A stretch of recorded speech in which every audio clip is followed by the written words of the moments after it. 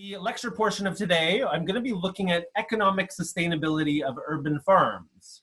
And maybe to preface this understanding here is economic sustainability, a lot of times is thought of as how do we make profit or how do we make the most money off of a garden possible?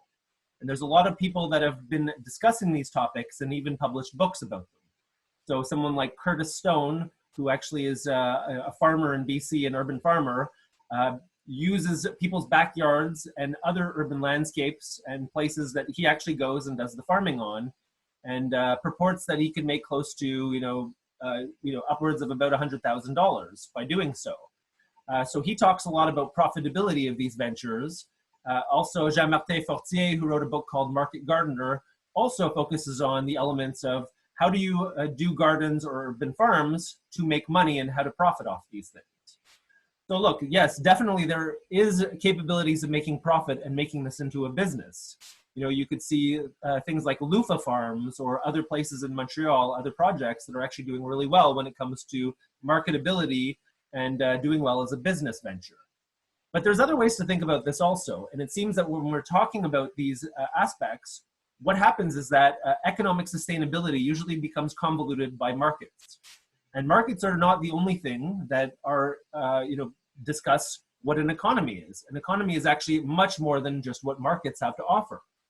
So what I'm going to go through today are theories, mainly from Gibson Graham, who actually wrote books, about taking back the economy or looking at a broader perspective of economic sustainability, not necessarily focusing on just markets, but actually looking at a whole bunch of other practices that revolve around markets, but also non-markets and alternative markets.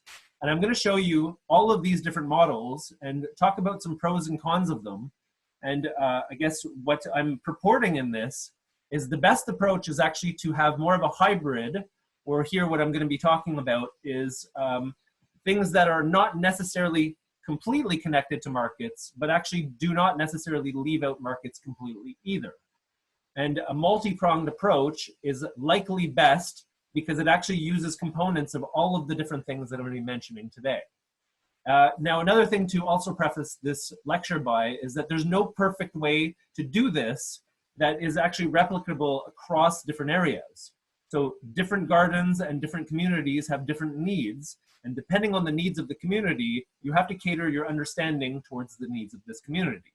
So what do I mean by that? Well, it's really good to say, hey, everybody in the community is going to volunteer for a couple hours in this garden. Well, it sounds great, but actually, the privileged people could do that, and people that don't have the privilege to do so won't be able to. Somebody that might be a single mom with a couple kids that actually has 2 jobs or whatever the case is, definitely does not have the time to go and volunteer at an urban garden or an urban farm, and probably is the person that needs the services the most. So look, there's multiple ways to think about this, but there's not a one blueprint fashion. What you need to do is figure out within the community setting, but also with the group that you're working with, as to what the goals of the project really entail.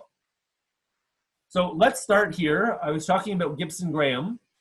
I've actually interviewed Gibson Graham, and Gibson Graham has published a number of different books, basically looking at what they call post-capitalist politics, or in this book here, they're talking about take back the economy. So looking at approaches that are not just based in market approaches. And I was very fortunate to actually have participated with her in a conference in Montreal. She came all the way here and actually talked about her endeavors. And actually, right before it was right after the publication of her book, Take Back the Economy, we went into a discussion about her book, and it was actually quite amazing. Her pen name is Gibson Graham, because she used to publish with another person as well, who passed away about 10 years ago or so. And now Catherine Gibson continues the work of her and Julie Graham. So if you want to know more about her books and her ideas, I would suggest you go to this link. But I'm going to preface this off of this little graph here. So the main premise of her book is that what we see usually when we're describing an economy is everything that is produced in a capitalist market, okay? So what does that mean is that the measurable things tend to revolve around productive qualities like GDP or NDP or sales or things like that, because they're tangible, they're measurable, And they're actually what we use to measure economic success. If we measure GDP, we're looking at the gross domestic product, we're looking at the productive capacities of society or certain areas. And basically the idea is that we want to continuously keep growing the economy, okay? So this is what is looked at in capitalist ventures, is that there's some kind of growth to it, but the productive capabilities are going through markets. Now, what Katherine Gibson rightly points out is actually even in capitalist economies or market economies, we have a whole bunch of other practices that largely go unnoticed, sometimes because they're not measurable in the context of NDP or GDP, but also is that a lot of these things are not necessarily prioritized or understood very well, into the way that, you know, capitalist relations deprioritizes a lot of women's labor and also puts people in the context of, you know, what we would call modern slavery, you know, driving down wages as low as possible or making people do things, you know, at home or in their community that's not even recognized as contributing to economies. So what she points out here is that there's all of these different things that happen outside of our market economy, and these actually contribute to the market, or to our economic society also, because without a lot of these things, we wouldn't be able to have a market society like we do. You know, a lot of people do a lot of self-production at home. And, you know, you might not be producing food or whatever the case is, but you probably have to do the dishes once in a while, and you have different things that happen within your own families and within your own home context. The other thing that's pointed out and actually brought in by other authors, you know, more developed arguments, is, you know, there's now questions about how to continuously grow a capitalist economy. So actually, if you've been following any kind of economics as of recently, what we're noticing in most countries is that growth is actually becoming more stagnant. So where growth was up to, you know, 3% or 4%, you know, in the heydays of modern capitalism, is actually reducing, and actually, you know, getting growth rates of between 1 and 2 are more common or becoming more common in certain areas of the world. So we cannot continuously grow societies and grow markets in, you know, capitalist ventures. It's, you know, quite a delusion to say that we're always going to have growth in an economy.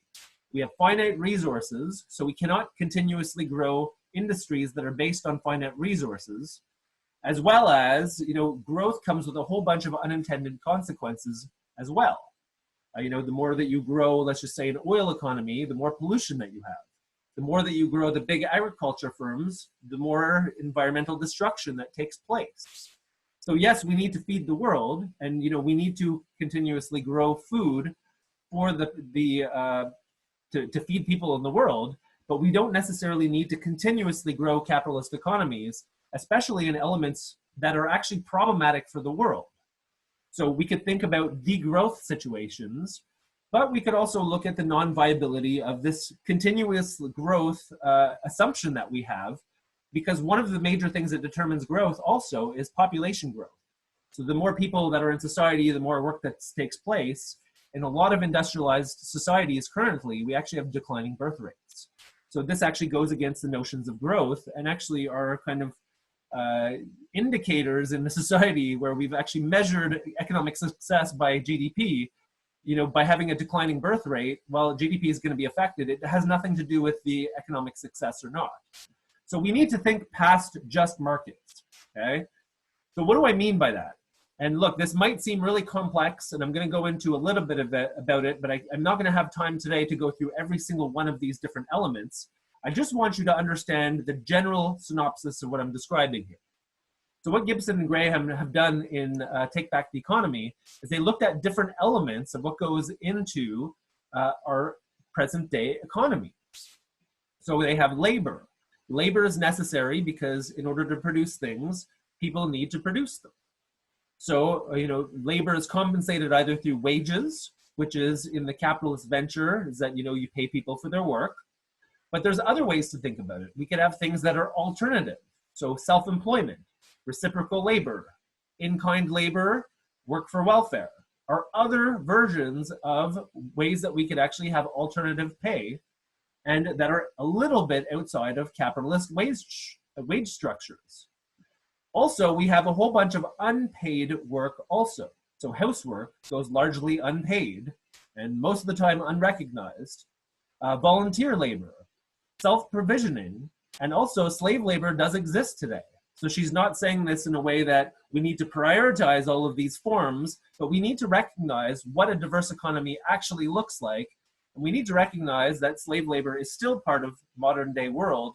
And people will define even the context of modern agriculture in Canada as modern slavery. If you look at the conditions of the workers that are actually working in these farms, a lot of them are migrant workers coming from places in the global south and are put into conditions that are extremely appalling, and put into conditions where they're being restricted even on their freedom of leaving their quarters and things like that. There's a W5 documentary recently published actually about modern agriculture, and it's linked to kind of modern day slavery. Although they don't use that term in the documentary, you could see the conditions that these people are part of. Anyhow, so all of this to say is that we're looking at labor. We can't just focus on wage labor, because all of these things actually exist in the society also.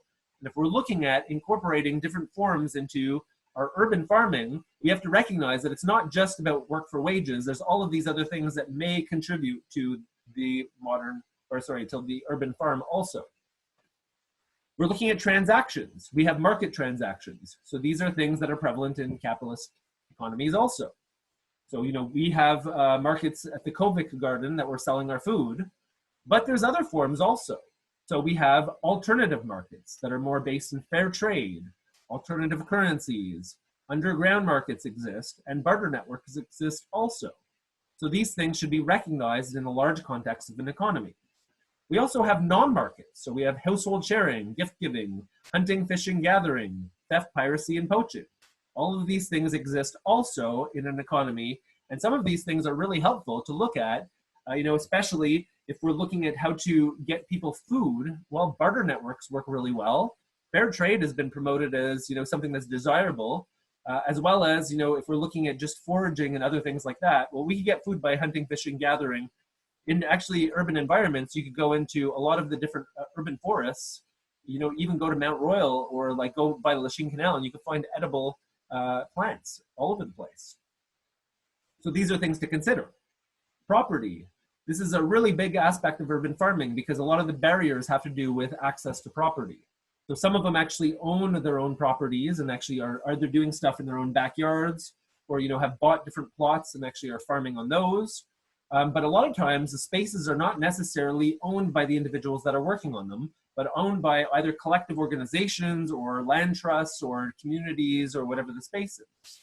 So if you look at the Kovik Garden, Kovik is the one entrusted to work on this, but the space is actually owned by the city of Montreal and administrated by, I forget exactly which group, but there's a group that actually administrates the space, lends it to the Kovik Garden. So property is not necessarily owned privately.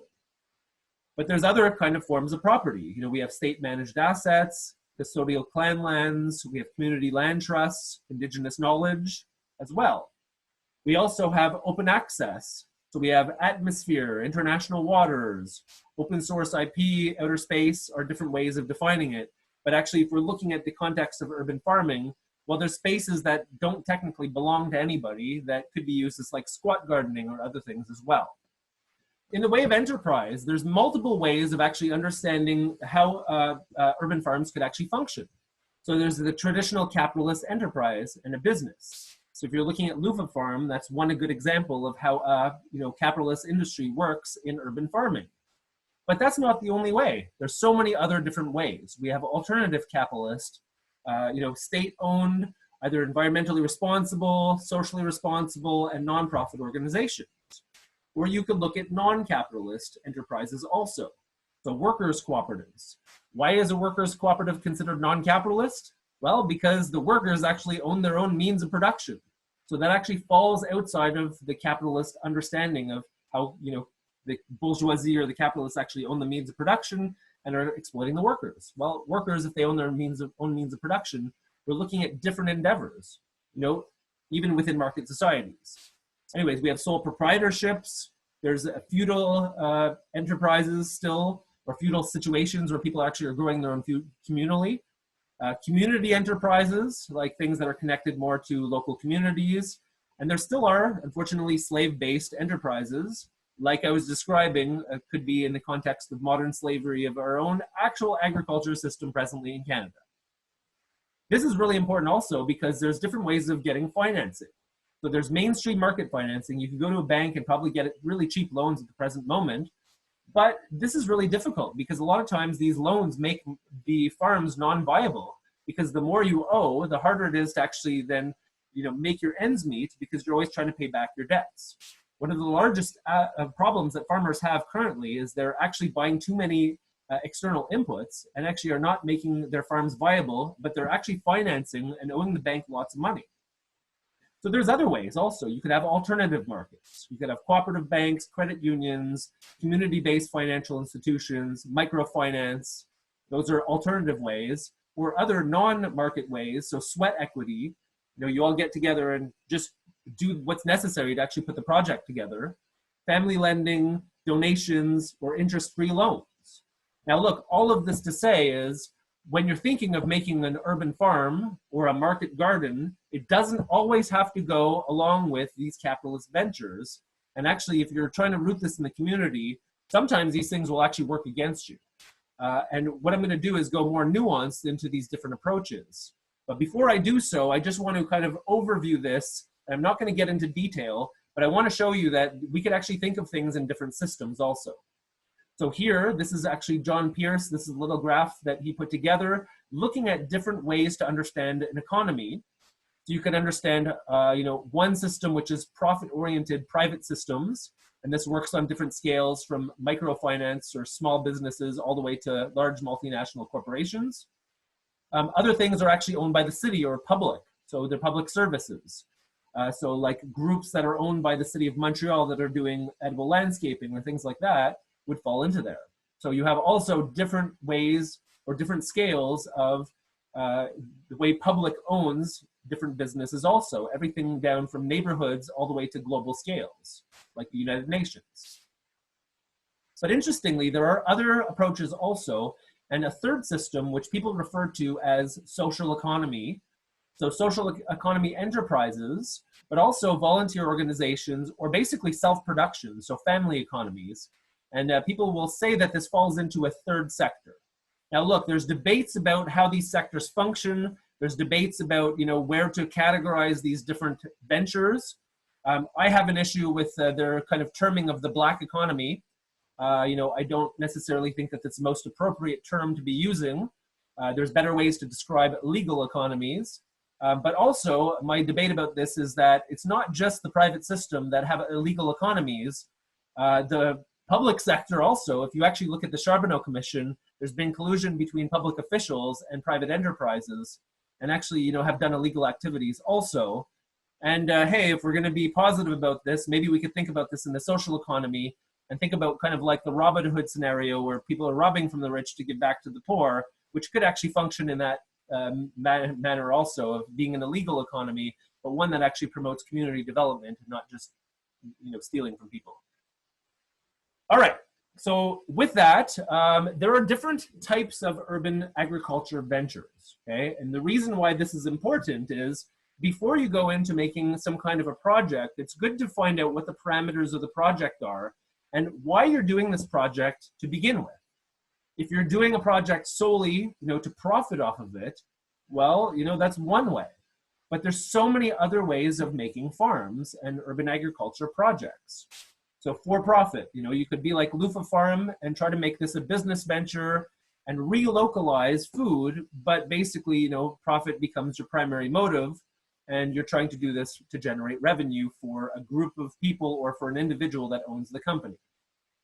But there's also other things like not-for-profit as well. So if you want to root things into the community and or, you want to do this in another context of not just trying to generate revenues, but doing something meaningfully, not-for-profit ventures work really well also.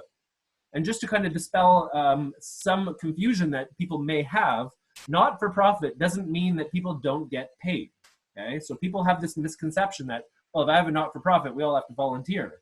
No, you don't actually. Not-for-profit basically means that you're not dividing the dividends, so any kind of profit or overhead, you're not dividing it amongst the shareholders. So, you have revenues that are generated, and you could pay people salaries for the work that they do. But if there's any additional surplus after that, that it goes back to the organization and not to an individual or a group of individuals. So that's a nonprofit. And actually, if you look at some nonprofits, some of them actually have, very high revenues and very high salaries. So nonprofit venture is basically that you're going to root this more into the community and not spend the additional surplus on the shareholders of the company. We also have subsistence farms. So some people don't even care about revenue or rooting this into anything except for their own livelihoods. So you may go to a farm and actually all participate together in producing food so that you could go home and share the food with each other at the end of the day. So basically you plant a farm or a garden and then everybody takes turns working on it per se. And then at the end of the harvest, what you do is just divide up the vegetables amongst the people that are contributing to it. So these are subsistence farms. You're not looking for extra revenue generated necessarily, but actually just to survive and make your own livelihoods. You could also have cooperative farms. So there could be different arrangements of, market and non-market arrangements. But cooperative farms are usually owned by groups or collectives of individuals and not necessarily one person that's exploiting other people's labor. So you could have workers' cooperatives, you could have consumer cooperatives.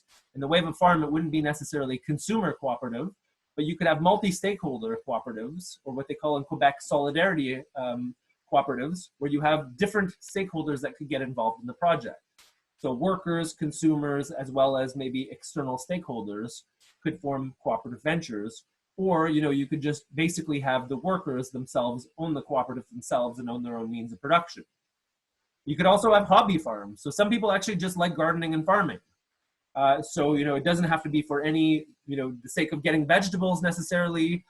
It doesn't necessarily have to be about profit, but some people actually really enjoy this. And I'll tell you, it's a really nice day outside right now. I'd love to be outside in my garden, rather than being inside a house here. So some people actually really enjoy that. And I know some people in the class have enjoyed coming out to the gardens with us also. So this is actually quite a fun hobby for a lot of people. There's also squat gardens. So sometimes there are, illegal gardens put up in places. And, basically what we would do is just find anywhere that we could access public locations and make gardens there. I actually threw up a squat garden when I was in Point St. Charles. I lived by the railroad tracks, the CN Rail. And beside me, there was a huge plot of land that was owned by CN that was actually not being used by anybody. And previous to me residing in this location, somebody actually had a squat garden there years before, and they had the infrastructure kind of already laid out. So they put, at the end of the year, they put carpets over the top of where they wanted their beds, just to make sure that other weeds and other things didn't pop up. When I got to the location that I noticed all of these things that were available, but nobody was using it at that point. So basically, I threw up a squat garden right beside where I was renting an apartment. And actually, what I also did is try to divert the squirrels from my garden, because I had a garden in my own backyard, to this squat garden as their primary location for them to steal vegetables, because it's easier access for them and the groundhogs and all of the animals in the area, rather than jumping my fence and trying to come on my yard. The good thing about that is actually I diverted the squirrels and animals away from my garden, and actually they didn't eat all of the stuff either, so I actually got some of the stuff out of the squat garden. Some cons to this is that I wasn't allowed to do that. I could have gotten in trouble, and at one point I had the police intervene, not in a way that I got in trouble for, but they were actually going by to check out the railroad tracks and came across this garden while I was outside, and had a lot of questions for me about it, but then eventually left me alone. So you're not supposed to be doing this, but I encourage people to be doing gardening wherever they can. We could also do edible foraging. So you could go into different locations in Montreal, either on Mount Royal. You could go to by the Lachine Canal. There's so much food growing that people don't necessarily know about. I made a couple posts and posted them in the Facebook group about different things. And I've talked about purslane and other edibles also. Edible foraging is different ways of doing urban agriculture. It's basically going and taking what's already there. And you don't necessarily have to look after these plants, but basically just go and forage and harvest from the things that are already developing. Community gathering places. So some farms actually, or gardens, have nothing to do with production, but have more to do with getting people together so they could share experiences, have discussions, eat some food when it's there. And with these gardens, what you'll notice is that they're usually not highly productive, but people will gather together more about a social environment so that they could actually have conversations and so that they could actually meet as a community. So that could be another reason for doing a garden too. And edible landscapes, like I was discussing with you previously, you could actually integrate edibles into your urban planning, that you could actually have fruit trees or different things that are growing that people in the community could go and harvest. So all of these are different types of urban agriculture, and I'm probably leaving some things out, but just to give you a sense of, before you actually figure out what you want to do with your project, you should think about these different elements and think about what elements you want to incorporate into your urban farm. And based on that, the best economic model depends on the kind of garden that you actually want to produce. For example, if you have a community gathering place, well, you probably don't need to produce all that much, and you don't need it to be highly productive because it's more about gathering the community. So try to find these things out and think about them before launching a garden or an urban farm. And if you could actually set your parameters, then you could actually plan your economic model to best suit the parameters that you actually want to incorporate into your garden. So let's break these things down a little bit. So if we want to look at market farming practices, there are ways that we could actually make sales. So we could have direct sales. You could have CSA baskets, so community supported agriculture or community sponsored agriculture. People pay for whatever it is as a basket, and they usually pay upfront for a certain amount of food that they're going to be getting throughout the year. You could have drop-off locations like Loofah Farm does, or you could actually deliver door to door. Curtis Stone wrote in his book actually about him doing bike trips and actually delivering to people via bike. So he would do farming in people's backyards and front yards even, and then go through the CSA, people that registered for the baskets would go and deliver the food to them. We also have different farmers markets. So you could go to either markets that were set up for different locations. I told you about Les Petits Marchés de Lachine. So Lachine has different farmers markets that are available for the community and actually have community products there. So the Kovic produce goes to the Petits Marchés de Lachine. But there's other markets too.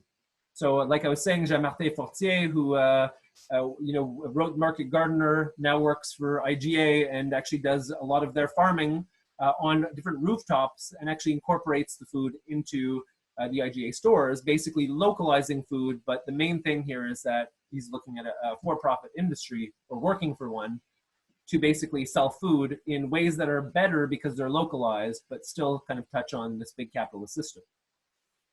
You could also do wholesale. So you could do, you could have distributors that'll actually help you distribute your food, or different restaurants. So some people actually have deals with restaurants in the community.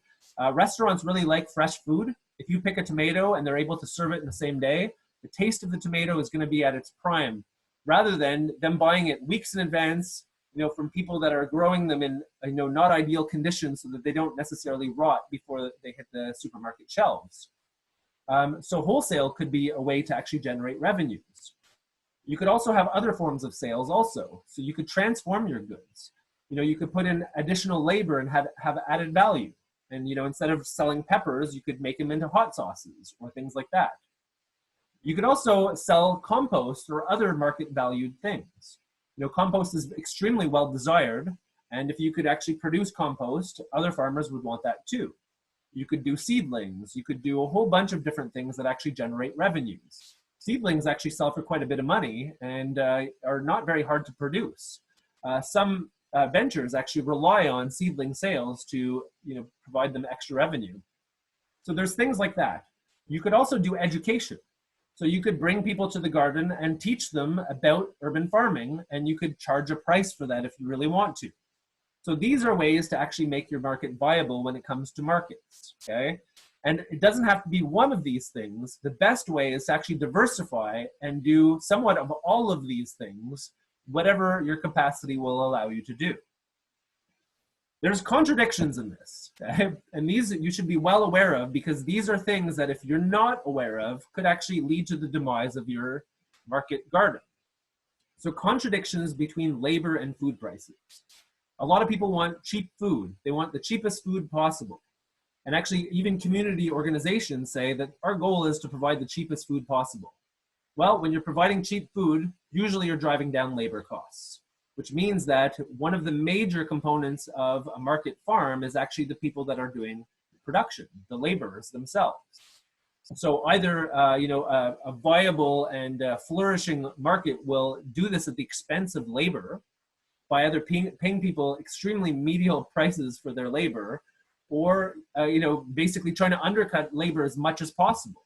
So be aware that these contradictions between food and labor exist, or food prices and labor. The other thing is about soil regeneration, time, and market readiness. Because if you want to make the most profit, what you want to do is pump out the most food possible. And when you're doing that, you're actually degrading your soil. So what you want to do is soil regeneration, but that takes time to do it.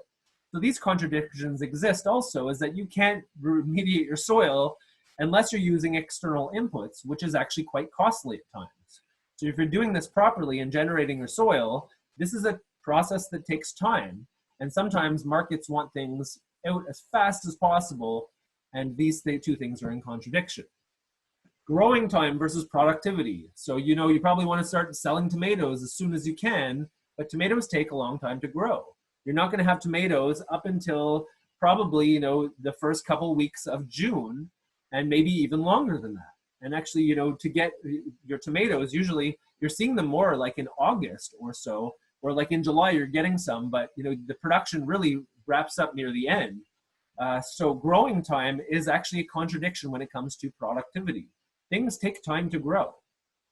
Food donations versus sales. So a lot of times markets prevent people from actually donating to food banks because it goes against their business model.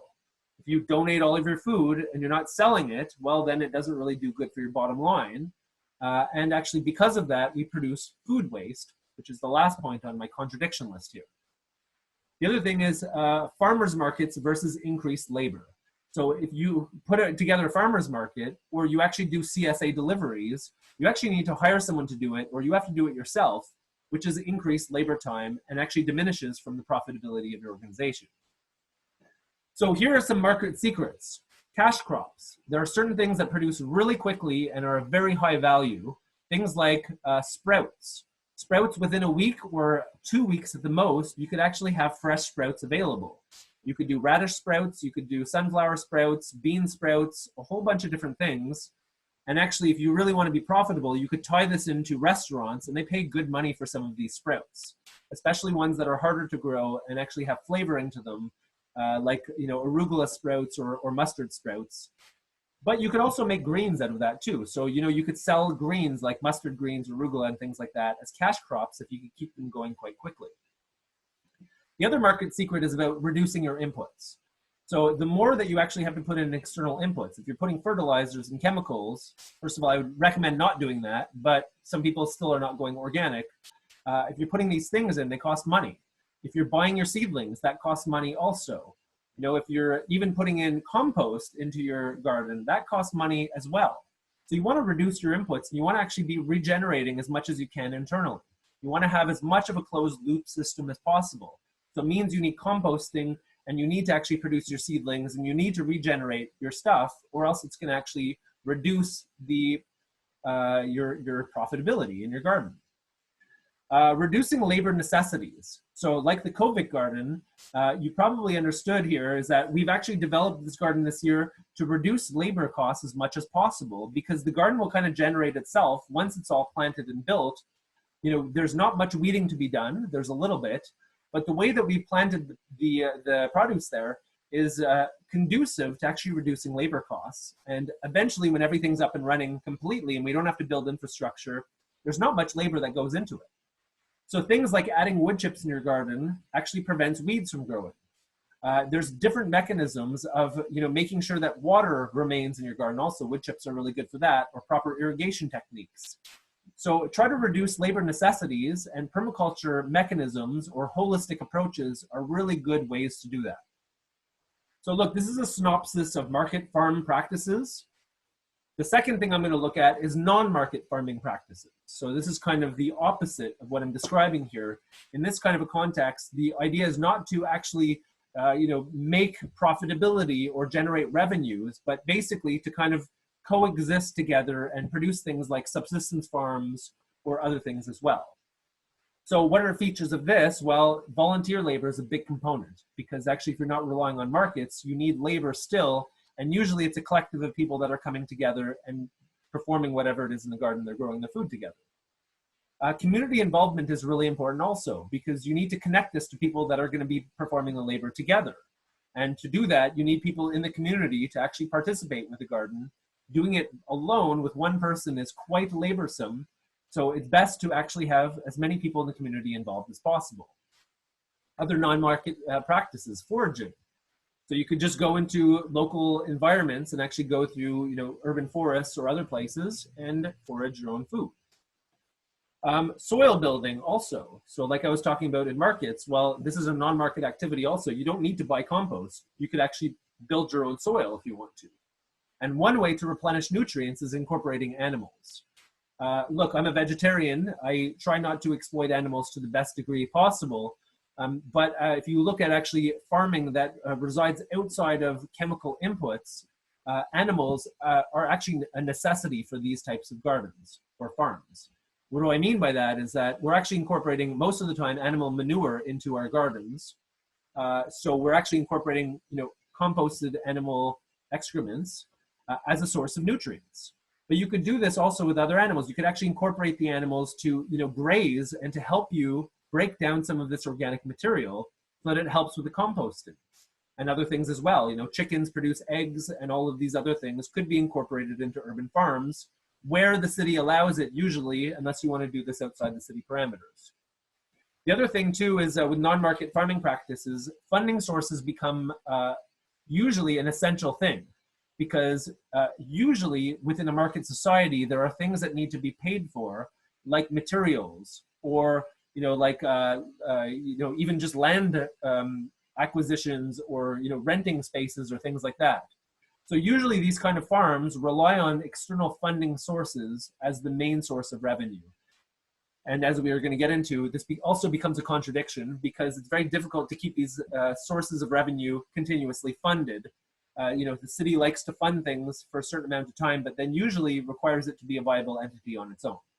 Let's get into that anyway. So contradictions, free labor versus viability. I've seen a lot of projects fail because the intentions of the project were wonderful. Let's all come together and make a garden or a farm, and then people get busy in their jobs and their lives, and then sometimes don't tend to the farm or garden anymore, and then when people start to abandon it, the project no longer becomes viable. When I was talking about me doing squat gardening before, I started the project with 6 people. I was the only one left at the end. So, it goes to show that sometimes people's investments are really good at the beginning, but then dwindle away over time. Free food versus revenue. So in a non-market situation, you're not necessarily looking for revenue a lot of the time, but sometimes people will sell certain products basically instead of funding sources. But a lot of the time, the aspect of a non-market garden is actually to provide free food. So, by not having revenues, it's very difficult to purchase things or to rent things or to sometimes build your garden or farm the way you want it to. But the notion of free food is really great. I know some people that are actually doing farming in the city and actually volunteering their time and actually distributing the food at local organizations, kind of like free food baskets. I also know a lot of these people are getting burnt out because a lot of the labor that they're putting into this is actually quite consuming and becomes difficult to manage.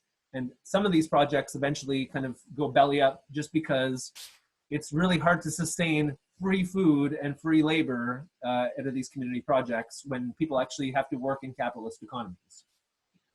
Community involvement versus community interest. So it's really great. You have this idea and you're like, oh, I'm going to get the community involved. But if the community is not interested in getting involved, well, that becomes an issue also. And so what you need to do is gauge whether there is community interest for the project before going and expecting the community is going to show up. Or you have to provide incentives for people to get involved. Soil building versus time. I've kind of covered this already, but if you want to not have external inputs and you want to build your soil, it doesn't happen overnight. It takes time to do this and takes years even of soil remediation for certain areas that are either contaminated or the soil is not really arable for growing. Animals versus care. So it's really great to say, hey, let's incorporate animals into our farm, but they also have to be cared for. So let's just say if someone wants to incorporate a goat into a grazing pasture in an urban environment, well, where's the goat going to sleep at night? Who's going to care for it? And you can't have people based on volunteer labor that are doing this in kind of like, half measure respect, because the animals actually do need care and they need people around them also. So that's something to take into consideration. Funding sources versus stability. So you could get funding for an organization or some kind of a project, but usually funding runs out over time. And sometimes it's hard to get refunding for certain projects, depending on the funding sources that are available. So I've seen projects break down because of non-funding availability, and they were so reliant on these funding sources that they basically built their model around funding, and when the funding ran out, that was it. So here's some non-market secrets. Sweat equity. People actually like to come build projects together. They could actually go and build a garden without much external inputs. To lay a garden bed and to prepare it for the next year is not very difficult. You need cardboard, you need organic matter, things like that. And actually, usually it takes people just to get together and do it. Non-market secrets also, stable funding. If you could hook up a funding source and actually have it funded for multiple years, like in the long haul, this could be something that's actually makes your garden viable over a certain time also. Improve community space. So a lot of people like to get involved because you're actually improving your local environments. And this could pick up different press sources, but also as a contributing factor to your community, a lot of people start to appreciate your project, which makes it easier to get funding. And the last point here, building a sense of community. So people actually like it when you're building these community projects, especially if they see these things happening outside of market practices, that you're not just trying to profit off them, but you're actually trying to engage them into more than just a business. So the last one that I'm going to go over is alternative market farm practices. And here it's more of a hybrid, but more rooted in the social economy. And actually, I would say that this is probably the most viable context because it actually takes elements from both. So there's different ways to go about this. You could have cooperative ownership or nonprofit ownership even. You basically look at kind of the business structure or business model that you want to have within this organization, and then kind of develop the cooperative system or nonprofit system based around these different elements. So if you want to prioritize labor, you start a workers' co-op. You want to integrate the community, start a solidarity co-op. There's multiple ways of doing this. You could have different types of membership. So you could actually have some sales at the markets, but you could actually have reduced prices for people if they come and help you do the labor.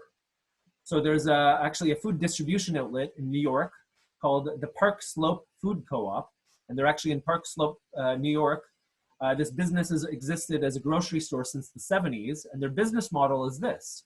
If you're a member, you get reduced prices, or actually in this case there, I think everybody has to become a member of that organization, but there's kind of other ventures that emulate this. But anyways, so members have to contribute certain forms of labor to drive down the prices. Like I was saying, there's a contradiction between prices and labor. Well, if all members have to do 2 hours of work a month, you've reduced labor costs, and everybody that's actually participating in this gets the benefits of it. If you look at Le Détour in Pointe St. Charles, they have members and non-members. Members actually contribute, I think it's 2 hours a month, and non-members don't contribute anything, but they actually pay higher prices. You could have different ways of working this out, and you could have different types of membership depending on how people want to get involved in the project. So you could have a hybrid of markets and non-markets. Actually, one thing that we were trying to do at Covic is we're selling our products at the markets, for good prices, but anything that's left over that's not sold goes to food banks or to people that need it for free, basically of no cost. So you could actually have, hybrids where you're trying to sell your stuff to the community, and then whatever's left over goes to food banks or other places that they need food. And then you have some viability in the market, but then you also have other non-market practices that redistribute surplus to people that actually need it. You could have, or you should have, ethical principles when you're looking at alternative market practices, usually based in social economy. So basically, rooting this into the community, rooting it into local economy production, and trying to actually make your local economy functioning as best as it can. The other thing is fair treatment of employees. Usually in cooperatives, you don't exploit your own labor force because you are the labor force yourself. So there's better treatment of employees in cooperative ventures, and sometimes in nonprofits also, although there still are hierarchies and sometimes discrepancies of employment. but usually people are treated better than in just for-profit ventures. This is usually rooted in the community itself. So, it could be aspects of markets in the community, but also could be rooted in other things like community get-togethers, or, it could be part of a community center or other things like that. So this one takes market viability and non-market advantages together. So you could actually have conditions of people coming to do labor, and giving some kind of an exchange, like educating them about the different plants that are involved. Or, they could get food baskets at reduced prices or for free. And you could still have market viability where you're selling some of your products, and then you're able to meet some of the overheads that you have in the community project. So here's some contradictions though. So community value versus profit. A lot of time in these ventures, profit becomes the one thing that people concentrate on, and actually the community values disintegrate because profit motives are not necessarily compatible with community values. So that could be a contradiction. Volunteers versus paid workers. So at some gardens, actually, you have people that are volunteering and some people that are paid to do the job. And then it becomes a weird kind of scenario where there's certain people that are actually getting something out of it where it comes to a wage, and other people that are really not, but they're doing very equal forms of labor. Markets versus donation. So the more that you bring to a market, the more market viable you become, but then the less you're giving to food banks or other institutions. So these things become part of a contradiction also. And sometimes in community organizations, you have internal conflicts. So people don't share the same goals or same understandings, and this could actually lead to the demise of an organization, or inefficiencies in the way that it functions. So good things about alternative market secrets is that usually you have a lot of community support. So communities tend to like these projects and support you. People like to buy local food. Restaurants love to buy things that are extremely fresh. So that could work in your advantage. You could take positive elements of both of the market and non-market based activities. As long as you understand the contradictions and can work around them, then I would say that probably taking the positive elements of both are better for you. They become more resilient. They're not necessarily, they don't fluctuate like an economy does. If you have a bad economy because the restaurants are going out of business, well, you have other opportunities that actually will help you out along the way. If restaurants are the #1 sales that you have and they close, like, is happening in today's world, well, maybe you have other elements of redistribution or, of providing food to the community in other ways that makes the venture more resilient. Sometimes it's externally funded also, which really helps out the organization. But, to be fair, it's sometimes less profitable also because of that contradiction. It doesn't mean that it has to be less profitable, but actually the goal itself is not to be the most profitable. So therefore, a lot of people will kind of look at that and say, well, this is maybe not for me because I just want to make as much money as possible.